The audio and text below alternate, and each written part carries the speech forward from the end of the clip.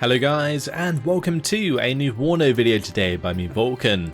Today I have for you a 3 versus 3 on Danger Hills, and in this one I'm going to be using the 3rd Armoured Division on the NATO side.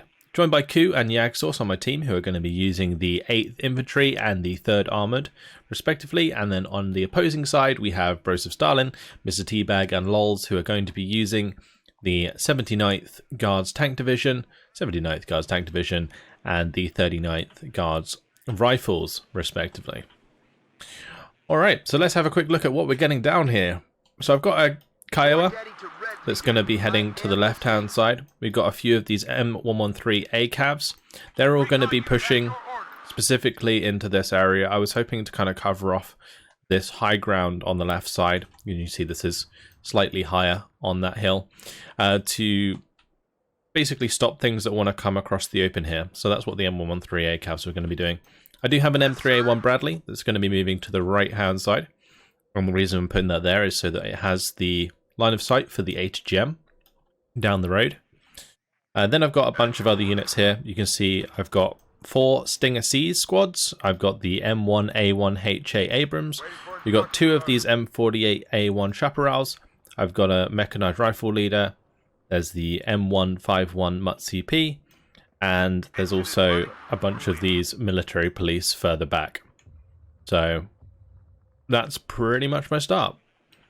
And yeah, I'm just spreading these military police around. We're going to be putting one on this road to just basically deal with any units that come down there trying to flank us. Got one here again to shoot up this road. This one's going to be covering this road, and then I believe I had one maybe in the middle, or is that all of them? I think that's all of them, just kind of like spread out like that. Oh yeah, I had another one that's going to be moving up on the far left. Anyway, at the start, Mr. Teabag coming in with the SU-24M. It is going to hit my units quite hard at the start here. The M48A1 Chaparrals are both going to take big hits. One of them went down to 1 health, but fortunately, the SU-24M slightly overshooting there. As people get better at that, it's going to get absolutely deadly. But, yeah, for now, we survived. My M1A1 also took 3 points of damage, which was unfortunate. But I managed to get both of these secure. Foxtrot and Golf, we didn't lose the CP, so that's good. And the mechanized rifles have now managed to get into India. So we've secured the entire left side here. Military police now arriving, getting into their positions, the M3A1s, keeping an eye on things, and we are going to get this full capped before they get their CV in here. I could have very easily taken the opportunity to just use that 1 second to bring in a unit on the left-hand side if I was quick enough, but I wasn't, so their command comes in. It's super important on this map that you do contest India from the start, because if you don't, it gives off this reinforcement point to either side, and makes it very, very difficult to capture back, since they can reinforce right into the defense if they need to. Unless, of course, you're covering the reinforcement point, in which case reinforcing there would be really bad for the enemy, or for myself if they had enemy forces looking at it already. So yeah, the Kiowa, just making sure that nothing's coming around and attacking me on the left-hand side. M113A cavs now moving through to secure the left-hand side, and one thing I am going to be doing this game is transport scouting, and it's absolutely filthy, so I'd recommend that you don't do this. It's a bit cheesy. I mean, it does help quite a lot, because as you can see, I'm revealing things, like I revealed this, reveal the Mi-8Ts up here. I also make the Mi-8T there, for example, waste a load of rockets onto the Jeep. But I think the biggest problem with these like Iltis right now is they currently have 10 health, so that's going to get reduced, similar to like the UAZs, which now only have 5 health, so that's going to make it a lot easier to deal with. But I don't know, a certain part of me thinks that maybe transports should automatically just drive off the map when you unload things, like unarmed transports, that is. So if it doesn't have a machine gun on it or anything like that, it should automatically leave the map. I think that would probably be a better way to do things, because you can see I'm just spotting so much with this Jeep right now. I've spotted the 2 Monostraki Metis squads here, and because my opponent doesn't have the he has basically the hold fire against unarmed vehicles. You can see that there. The Iltis doesn't automatically get fired on, so I'm able to just like drive past his troops, and he doesn't care. Basically, his troops don't care. He cares, obviously, because he knows that I'm spotting everything. But yeah, his troops don't care. And so I'd make sure, if you are playing WARNO, to make sure that you turn this to fire at will, as you can see I've got.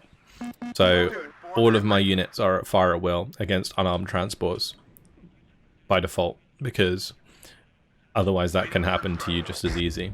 Now, things like these M67 recoilless launchers are really, really good for dealing with this kind of problem. So if you do come up against this in your game, just go into the menu, go into your options, and then find the rules of engagement and change this to default fire at will. Yeah, I find an Eagler there as well, as you can see. And I haven't really seen much else. So I do buy myself a cluster bomber. That's actually going to come in for the center. Let's watch this go in.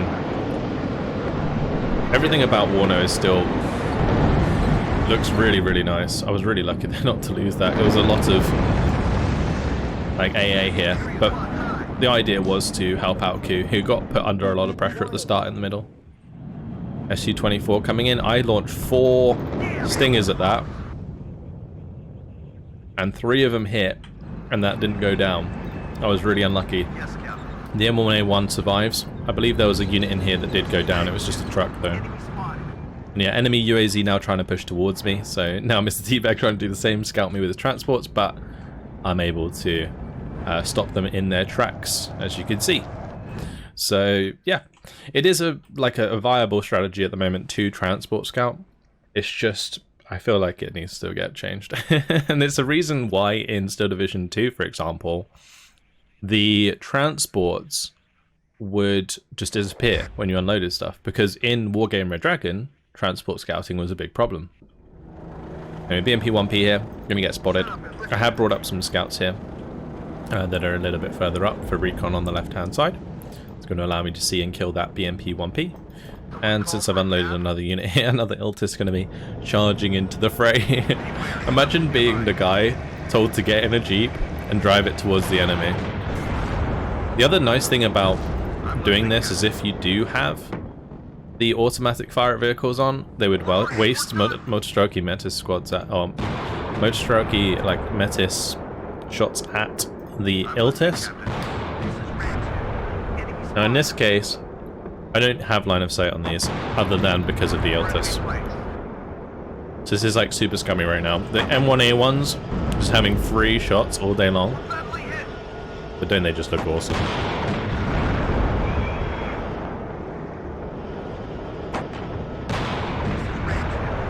There we go. Chunking them, getting them low, reducing their cohesion, making sure that they can't do anything to my M1A1s, so they continue to push forwards. Because I knew the Motostrokey Metis squads were there from the last time that I pushed the Metis, or the Iltis forwards. So, just pushing forwards the Iltis. If he wants to stop the Iltis from getting there in the first place, he's got to reveal the Motostrokey Metis anyway by firing at the Iltis. So, bringing over the BTR 60PB to try and kill that. Again, the 10 health on these at the moment is a little bad. I believe that, like I said, it is going to get fixed pretty damn quickly. But it'd be interesting to see how this sort of playstyle gets solved, because I do think it's a little bit of a problem at the moment. Regardless, across the map we are losing right now. They are at a +6 towards us. You can see that Lols here has pushed out Ku in Charlie, or at least has managed to take out his command and put his own command in here. So Ku kind of on the back foot a little bit, under a lot of pressure. Lols has safely capped Hotel, is capping Charlie. Right side's contested, and I believe back here, yeah, this isn't actually in the point, so Delta isn't currently capped either. Which means it's a +8 for the enemy. Now my Iltis, another one, gonna get killed off there. M1A1s, I do fix them up with the hemp to bring up the supply vehicle here. It's gonna be in the trees. And yeah, fixing those up. because these are a big part of my attack. But I've got to be really careful not to have them clustered. Now I've brought up some mortars, and I've also got a bunch of infantry on the way. So the plan here is to use the mortars to smoke an entry for the engineers with flash launchers. These engineers with flash launchers have those like napalm launchers that, and the flash napalm launcher, that can kill like all the infantry in here, including those Monstraki meta squads. So want to take them out, of course, and the mortars will provide the smoke in order for me to get them in there. Also now sending up a couple more Iltis since I brought in some more stingers. So yeah, just trying to take India as fast as I can right now, since our opponents have currently got a +3 on us. Since we're now contesting Charlie, it's only a +3 in total. So yeah, if Q can push LOLs out of here, that will equal the score. And then if I can take India, we'll be at a +2. That's what I'm looking to do right now. So the Iltis once again spots the Monstraki metas. My engineers are going to be pushing on in. Again, did intend to smoke here, but didn't. Mainly because the Iltis moved up and didn't get seen by anything, so I'm quite happily just driving them up in the middle here. And they're going to drive straight into a couple of TATBs. Which obviously not ideal. Especially with my M1A1s being hit pretty hard here. Napalm does come down onto my units here. I'm going to have to smoke off my M1A1 and get it back here as quickly as I can. Like, meanwhile in here, it's an absolute... it's just like trucks everywhere. It's crazy. Oh yeah, SC-25 did come in, but got shot down by my stingers quite easily. It's crazy how fast those W50s are going, actually. But yeah, I've got 3 of my engineers here. They're taking out the Monstraki meta squads. There's also West Monstraki. That's going to get hammered by flash launcher rockets. And the whole forest is just set alight now. Look at that.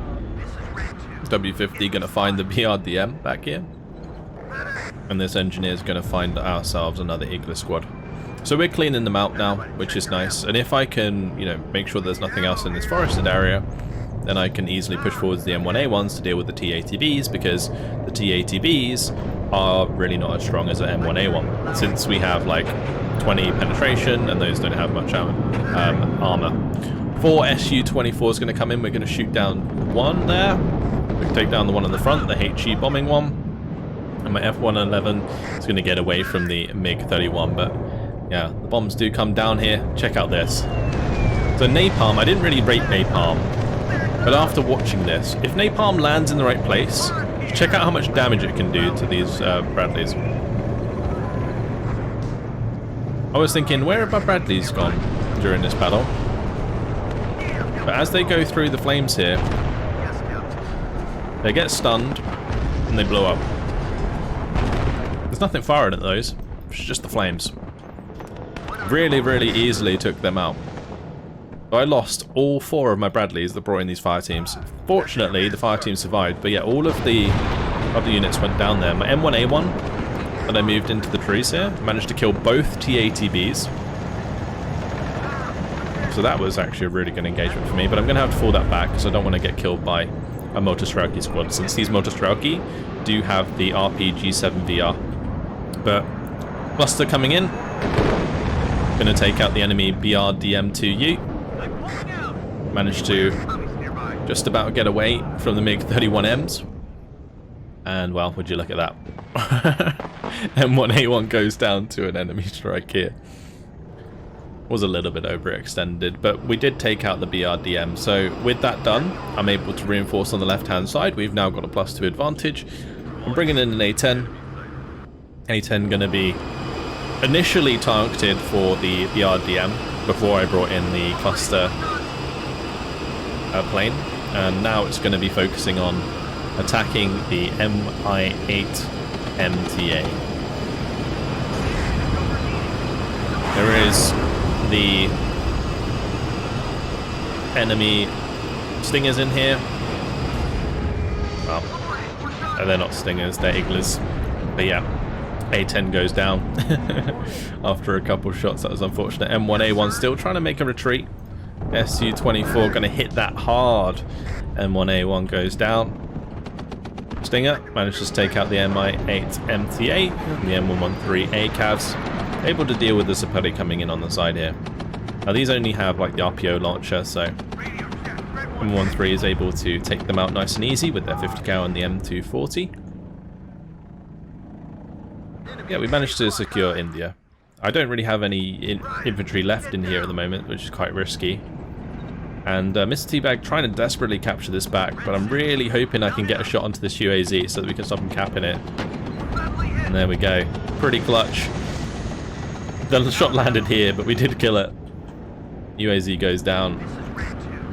Goodbye to that leader. And that means we're going to be able to continuously bring in more troops from this reinforcement point. It's also not under fire right now. So, yeah, we can quite safely bring stuff in. Stinger going to find its way up here. There's an Mi-24V hanging about. Motostrokey is trying to come across and deal with these Stingers. I'm going to have that one do a run out. I want that one to try and get another shot off if it can. It is going to be able to. Mi-24V goes down into a ball of flames. I did also send up my Iltis here, but they got taken out.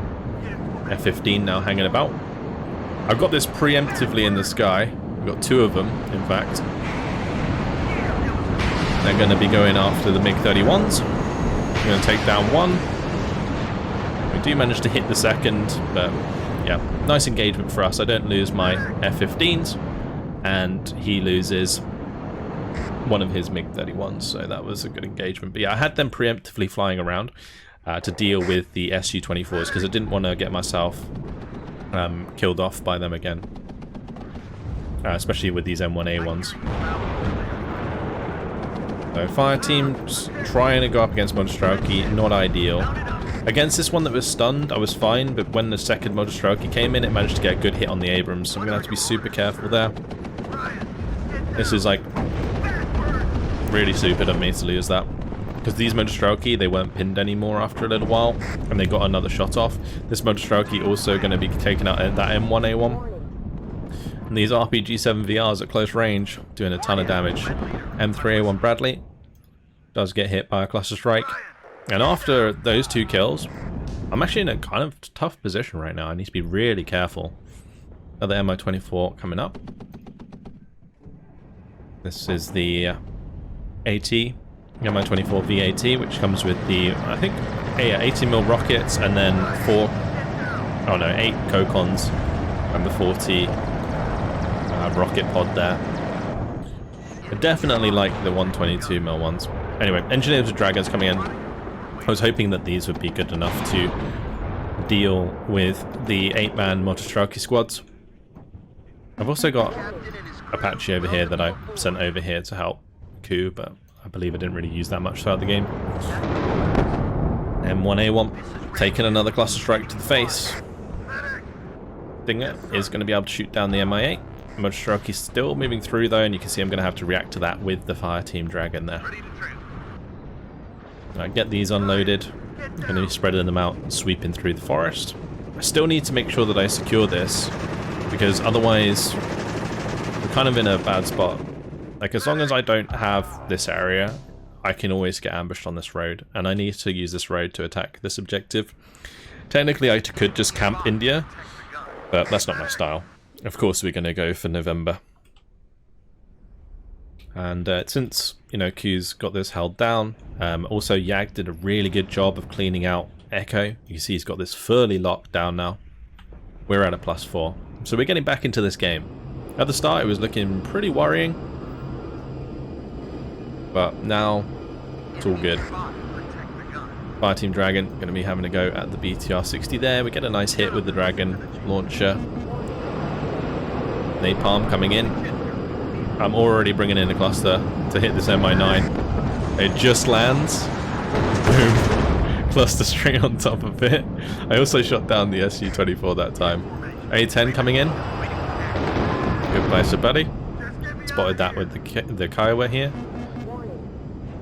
gonna be, unfortunately, hit pretty hard by the MiG there. The last shot managing to take it out. The chaparral getting a little bit too far up. Bunch of ace gems in these tree lines. Gonna try and get that out of there. N3A1 though, check out the N3A1 on this right hand side. This only had 1 health left, and it was just launching TOW 2s at these tanks coming up here because they didn't have any recon. They're just getting clean shots into these tanks. And they do a lot of damage against TATBs. Like that is a 25 penetration missile. So 2 shots takes it out. Yes, sir. I remember reading a book, I think it was a Desert Storm book, about a Bradley team who managed to take out like 12 T-72s in quick succession. And the guy had to keep getting out and like reloading it, like mid-fight. It was nuts. Anyway, my hemp did get captured by a unit back here. So I know that there's enemies here. And that actually got nicely delivered to the front line to help out my M3A1. But then the Su-24 comes in and spoils the day. Bradley goes down. I was about to fix it up, it's really sad. Another cluster bomber going to be coming in. Actually, sorry, that's napalm. Regardless, lands nicely, melts my M113s. M1A1 firing away here. Now we've got Q bringing up some high marches, and I'm also going to be bringing in another Kiowa, because these have been really good for helping me control the range against any armoured units on that left side. Mortars are also pushing up now. Haven't really been making great use of these throughout the game. Definitely could have been a lot better to basically pin down any units I'm engaging at range and provide smoke, pretty much. Another Su-24 coming in. I did already have my Eagles out this time, so goodbye Su-24. I brought these in to cover my F-111, and now Mr. Teabag going to bring in a MiG-31. Big mistake. 2 Eagles in the sky. That goes down. Easy peasy. A TATB going to get hit by the Dragon team. Also got the Kiowa firing away. Another Su-24 going to go down. So that was one from the middle that clustered here and then turned over all of my Stingers. And getting these Stingers into like positions this far up is really nice. Also now these are all elite because they've shot down planes before, which means their actual accuracy is like pretty nuts right now. It's almost like 100%. So just bear that in mind. But yeah, +6. We're going to be now pushing up and bringing up a load of recon here because I'm pretty blind. You know, with the M13s going down and the bombs landing on this left-hand side, I believe like I lost the recon that was there. Also, I lost the Bradley that was there.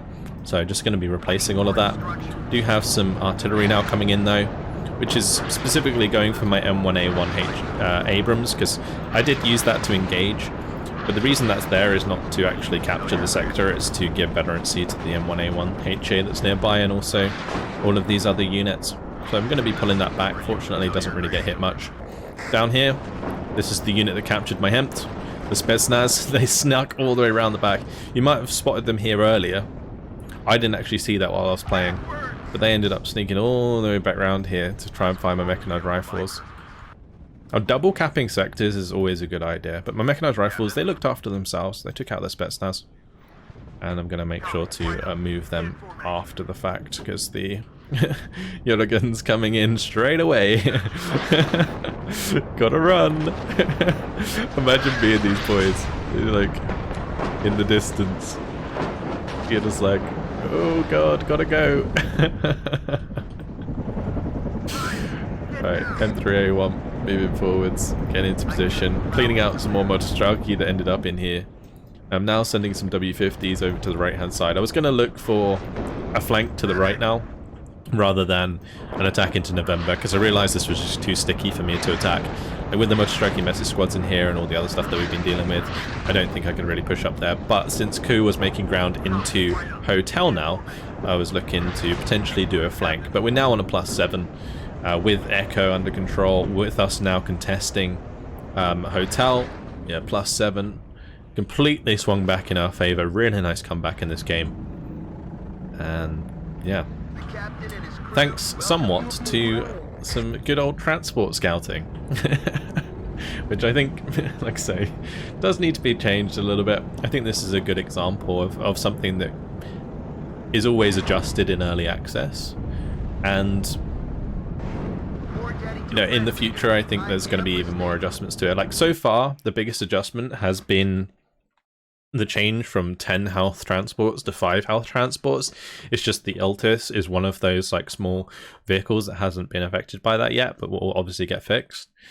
But I still feel like even with 5 health, they survive like way too easy. So my solution of like just having them automatically drive off the map if they're not armed, I think is probably just a better choice. Like they're forced to sell basically. I think that would just be way better for the game, and it would also make sense, right? You know, it's just kind of a bit silly sending forwards unarmed transports. Anyway, M1A1. Some of these M1A1 HAs didn't do very well. Like this one, for example, killed 1 BMP, 1P. This one killed 1 BMP, 1P, and both of them probably got clustered. This one killed 2 T80Bs. This was the only one that actually did well.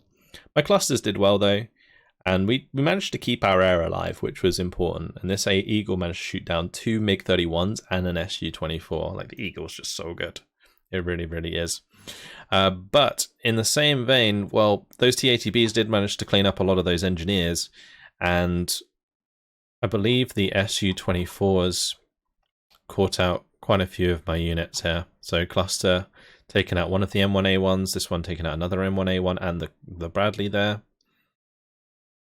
Those Motor Strelky did really well actually in the close range engagement there, especially killing off the tanks. Like that was really, really good for them. Those Motor Strelky seem very nice for dealing with armor at close range because their AP is so high. Yeah, this cluster, a lot of BTR-60PBs. I think the initial strike here, these 5, was on the right when I helped Q with that bombing strike, and then the second 2 were on the left later on. Yeah, in the end, that was only like a 23-minute, 25-second game, but I believe when I played it, it felt a lot longer. But it was a nice comeback. They got a +8 on us early on, and then we managed to push back for a +7, which, yeah, big comeback. Really nice job by Yag to control the right-hand side, got a nice KD there. Q managed to get the comeback in the middle with the 5,348 to 2,450 kills. And then, yeah, mine was 4,818 to 2,940 losses. I think the main losses would have been the M1A1s throughout that. So yeah, nice fun game. And also, I did kind of want to point out the sort of thoughts I have about transport scouting. I think it's an interesting one. Let me know what you guys think in the comments. I'd love to know what you think about transport scouting, because I can obviously pass on a lot of the feedback to Eugen about it. And that is one of the main reasons that I wanted to record this video today. So yeah, let me know what you think. Hopefully you guys enjoyed it. Thank you very much for watching, and I'll see you guys in the next one. Goodbye.